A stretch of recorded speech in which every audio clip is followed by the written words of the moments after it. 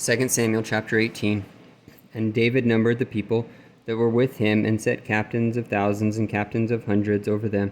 And David sent forth a third part of the people under the hand of Joab, and a third part under the hand of Abishai, the son of Zeruiah, Joab's brother, and a third part under the hand of Ittai the Gittite.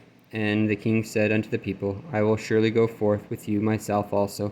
But the people answered, Thou shalt not go forth, for if we flee away, they will not care for us, neither if half of us die, will they care for us. But now thou art worth 10,000 of us. Therefore now it is better that thou succor us out of the city. And the king said unto them, What seemeth you best, I will do. And the king stood by the gate side, and all the people came out by hundreds and by thousands. And the king commanded Joab and Abishai the Hittite, saying, Deal gently for my sake with the young men, even with Absalom.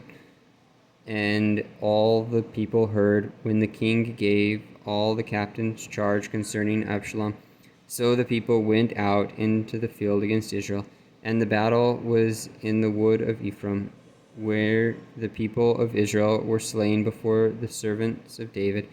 And there was there a great slaughter that day of 20,000 men, for the battle was there scattered over the face of all the country, and the wood devoured more people that day than the sword devoured.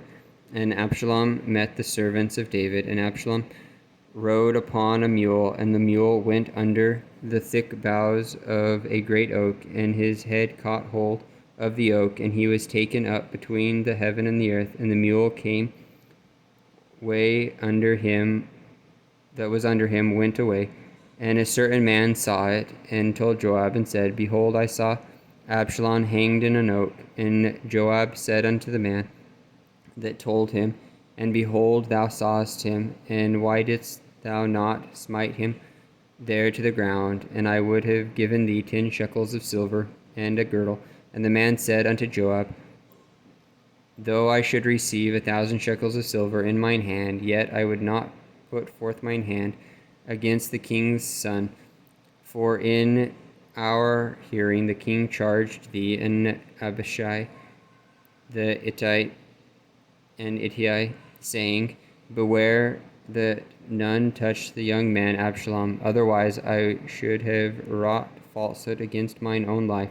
For there is no matter hid from the king, and thou thyself wouldst have set thyself against me. Then said Joab, I may not tarry thus with thee. And he took 3 darts in his hand, and thrust them through the heart of Absalom, while he was yet alive in the midst of the oak. And 10 young men that bare Joab's armor compassed about, and smote Absalom, and slew him. And Joab blew the trumpet, and the people returned from pursuing after Israel, for Joab held back the people. And they took Absalom, and cast him into a great pit in the wood, and laid a very great heap of stones upon him. And all Israel fled, every one to his tent. Now Absalom in his lifetime had taken and reared up for himself a pillar, which is in the king's dale. For he said, I have no son to keep my name in remembrance. And he called the pillar after his own name, and it is called unto this day Absalom's place. Then said Ahimaaz the son of Zadok, Let me now run and bear the king tidings, how that the Lord hath avenged him of his enemies. And Joab said unto him, Thou shalt not bear tidings this day, but thou shalt bear tidings another day. But this day thou shalt bear no tidings, because the king's son is dead. Then said Joab to Cushi, Go tell the king what thou hast seen. And Cushi bowed himself before Joab and ran. Then said Ahimaaz the son of Zadok yet again to Joab, But howsoever, let me, I pray thee, also run after Cushi. And Joab said, Wherefore wilt thou run, my son, seeing that thou hast no tidings ready? But Howsoever, said he, let me run. And he said unto him, Run. Then Ahimaaz ran by the way of the plain, and overran Cushi, and David sat between the two gates. And the watchman went up to the roof over the gate unto the wall, and lifted up his eyes, and looked, and behold, a man running alone. And the watchman cried, and told the king, and the king said, If he be alone, there is tidings in his mouth. And he came apace, and drew near, and the watchman saw another man running. And the watchman called unto the porter, and said, Behold, another man running alone. And the king said, He also bringeth tidings. And the watchman said, Methinketh the running of the foremost is like the running of Ahimaaz the son of Zadok.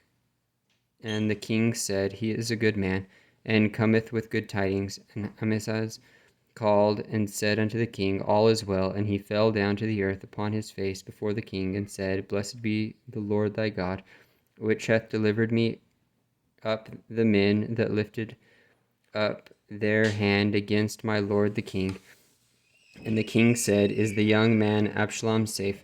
And Ahimaaz answered, When Joab sent the king's servant, and me thy servant, I saw a great tumult, but I knew not what it was. And the king said unto him, Turn aside and stand here. And he turned aside and stood still. And behold, Cushi came. And Cushi said, Tidings, my lord the king, for the Lord had avenged thee this day of all them that rose up against thee. And the king said unto Cushi, Is the young man Absalom safe? And Cushi answered, The enemy of my lord the king, and all that rise against thee to do thee hurt, be as that young man is. And the king was much moved, and went up to the chamber over the gate, and wept. And as he wept, thus he said, O my son Absalom, my son Absalom, would God I had died for thee, O Absalom, my son, my son.